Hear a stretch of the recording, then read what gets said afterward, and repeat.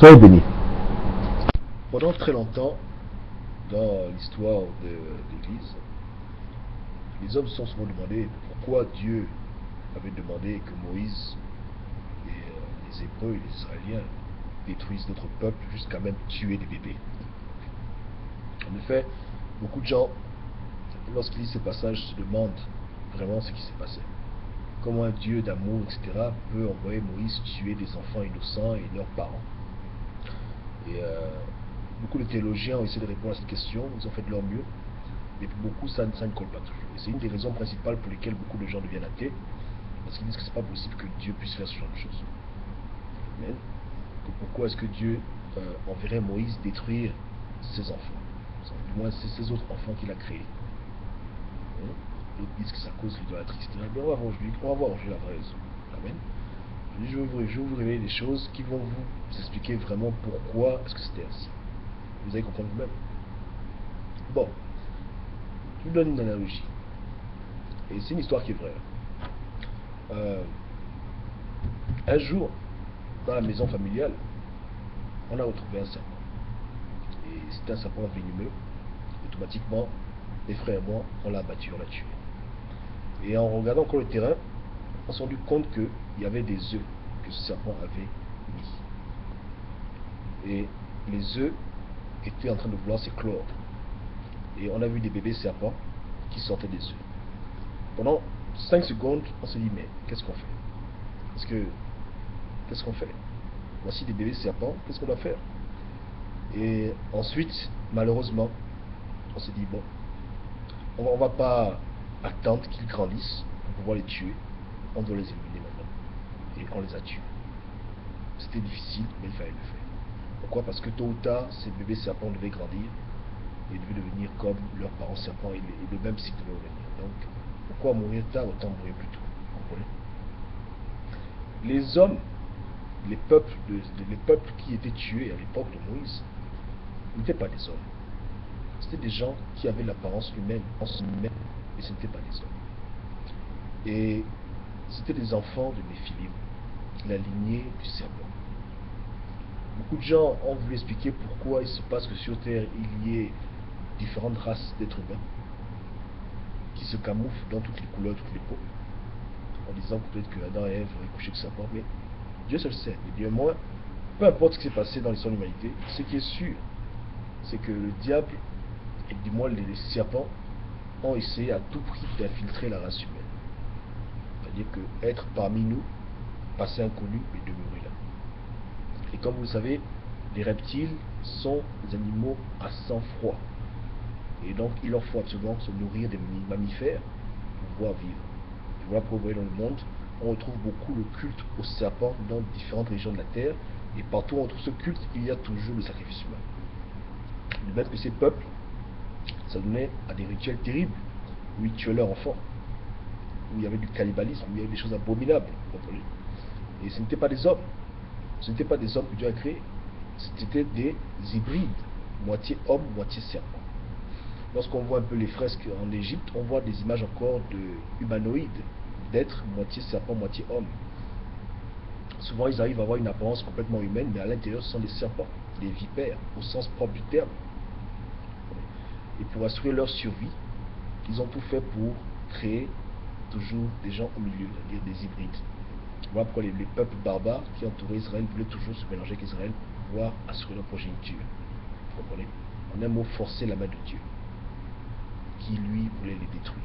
Parce que lorsqu'un Israélien a un enfant avec un peuple serpent, un peuple barbare, l'enfant qui naît au milieu, là maintenant ça devient compliqué. Le sujet est très vaste, et ça c'est juste l'introduction rapide, on va venir dessus, avec des preuves historiques, on va voir un peu dans le monde géographique, on va tourner là. Et bien entendu on va prendre la Bible aussi pour montrer certains passages qui montrent en fait ce phénomène, et la manière dans laquelle on le comprend sous l'angle strictement physique et physiologique. Aujourd'hui, beaucoup de gens ne le savent pas, mais la science a beaucoup progressé. Et de plus en plus, il y a encore ce programme d'hybridisation entre l'homme et l'animal. C'est-à-dire que on peut prendre le foie ou le rein d'un porc et le greffer à un homme. Vous comprenez? Et souvent même on peut modifier l'animal pour que cet animal-là puisse naître avec des gènes humains. Donc la génétique que l'on fait aujourd'hui n'est pas quelque chose de nouveau. À l'époque de Noé, il y avait déjà des généticiens. La science était très très très avancée. On veut nous faire croire que nous, en cette génération, nous avons tout découvert, c'est faux. La majorité des technologies que nous avons ne sont que des technologies anciennes qui ont été recyclées. Vous comprenez? Qui ont été recyclées. Et maintenant, c'est les mêmes choses qui se passaient au temps de Noé qui se repassent maintenant. Il y a un véritable plan pour complètement détruire le génome humain, pour que personne sur Terre ne soit vraiment humain, mais que les gens soient moitié humain, moitié serpent ou moitié autre chose. Ça se fait déjà. Il y a des embryons qui ont été retrouvés aux États-Unis, d'enfants avortés qui avaient des corps humains et des têtes de taureaux. Donc il y a des scientifiques animés par le diable qui se lancent dans des expérimentations terribles, où ils veulent à tout prix créer des êtres hybrides, moitié humains, moitié animal. Et prenez le temps vous-même de taper vous-même des chimères, vous verrez qu'elles abondent depuis l'Antiquité jusqu'à maintenant. Ces légendes sont là, mais ce n'est pas seulement des légendes, ce sont des faits. Il fut un temps sur Terre où il y avait des êtres qui avaient des apparences bizarres. C'est ce que les Néphilim faisaient. Les anges déchus s'amusaient à modifier le génétique, le patrimoine génétique de l'homme pour créer des créatures bizarres que Dieu a, Dieu merci, exterminées avec le déluge. Mais beaucoup de créatures ont survécu.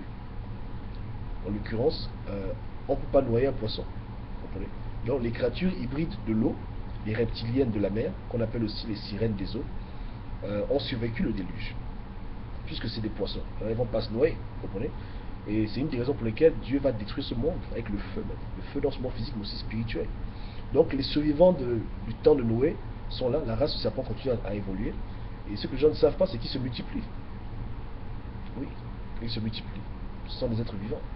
Ils se multiplient et ils grandissent en nombre. Mais le problème, c'est que dans la chaîne alimentaire, nous sommes leur plat favori.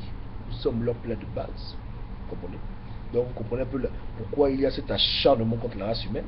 Parce que les hommes sont le plat de résistance d'une autre race hybride, cannibale, serpent et homme. Nous sommes des gens que les sirènes des eaux, ce ne sont pas des, ce ne sont pas comment dire, ce ne sont pas des femmes poissons, ce sont des femmes serpents, ce sont des nagas. On les retrouve en Égypte, on les retrouve en Inde, on les retrouve partout dans le monde, femmes, serpents. Et c'est cette race-là qui nous fatigue, qui est à l'origine de beaucoup de problèmes. Et ce sont ces êtres-là qui négocient avec le gouvernement en échange du pouvoir, ils donnent aux hommes de la technologie, etc. Donc c'est compliqué, c'est chaud. Ils font tout pour brouiller leur origine, parce qu'ils ne veulent pas que les gens puissent savoir d'où ils viennent, mais dans les vidéos qui vont suivre, on va prendre les écritures, on va décortiquer leur origine, on va voir dans le monde, la géographie, l'histoire, on va voir ces choses en détail. Vous comprenez? Maintenant, ils jouissent du bénéfice que dans les écritures, leur histoire n'est pas écrite clairement, mais malgré ça, quand même, il y a quand même des traces de leur présence. Et on va aller étape par étape pour voir ces choses. Amen. Maintenant, sachez qu'il y a beaucoup d'enfants de perdition du diable, il y a beaucoup d'imbéciles qui travaillent pour les sirènes des eaux, qui travaillent pour le diable, et qui sont toujours en train de vouloir dire aux gens que si c'est pas écrit dans la Bible, c'est que c'est pas vrai. Et comme j'ai déjà dit, pour leur gouverne, tout n'est pas que dans la Bible. Dans la Bible, il n'y a pas les microbes, il n'y a pas la planète Mars, il n'y a pas la planète Jupiter, il n'y a pas l'espace, donc les gens avec leur bêtises. Dans les écritures, il n'y a pas les téléphones. Donc tout n'est pas écrit dans la Bible de façon textuelle. Il y a des trucs qui existent, qui sont hors de la Bible, mais qui sont tangibles d'une réalité. Amen. Donc c'est ça le truc. Voilà. Donc ces créatures existent, mais malheureusement beaucoup de pasteurs les servent, beaucoup de soi-disant évangélistes sur YouTube et même ailleurs sont des esclaves des reptiliens. Donc ils vont toujours tout faire pour empêcher que les gens puissent écouter ce message. Parce que mon message n'est pas fantaisiste. À la fin de toute cette étude, le but c'est que vous puissiez commencer à prier contre l'influence reptilienne dans vos vies. Parce qu'ils sont là, parmi vous, dans vos familles, dans vos entourages, en train de vous faire du mal, cherchant à vous faire tomber, vous faire du mal tout le temps. Et on appelle ça entre parenthèses des sorciers. Parce qu'il y a les reptiliens et les sorciers. Donc c'est tout un groupe de gens là, un mal intentionné, qui a pu corrompre beaucoup de personnes et qui sont des vrais enfants de perdition. Hein. Mais quand vous prenez conscience de ce danger qui est de sa réalité, et que vous le mettez en prière, ils ne peuvent plus fonctionner comme avant.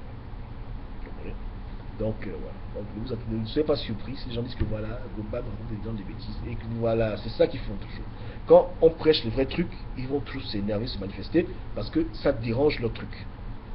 Ils se sentent mal quand ils entendent la vérité. Et lorsqu'on parle de ce qu'ils font en cachette, publiquement. Amen. Mais on va pas, c'est chaud. Donc l'étude sera très très soigneuse. Parce que là, c'est un sujet important. On va aller doucement, doucement. Doucement, doucement. Avec beaucoup de preuves à l'appui, des évidences. Et vous allez vous rendre compte du phénomène du reptilien. Entre parenthèses, sirène des eaux, entre parenthèses, serpent, nagas, peu importe le nom. Et aussi de la manipulation génétique dont les hommes sont assujettis. Il y a des choses qui se passent pour pouvoir changer la race humaine, pour corrompre tous les hommes sur le plan génétique et spirituel.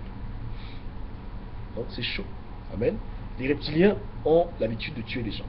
Dès que tu commences à dénoncer, que tu balances ton secret, avec leur enfants sorciers et tout le truc qu'ils font des hommes. Mais ne vous inquiétez pas, ces vidéos-là seront faites. Après, ils feront ce qu'ils veulent, mais ces vidéos-là seront faites et elles vont finir. Et elles seront là, disponibles à quiconque veut les regarder. Amen. Donc c'est chaud maintenant. On y va. Soyez bénis.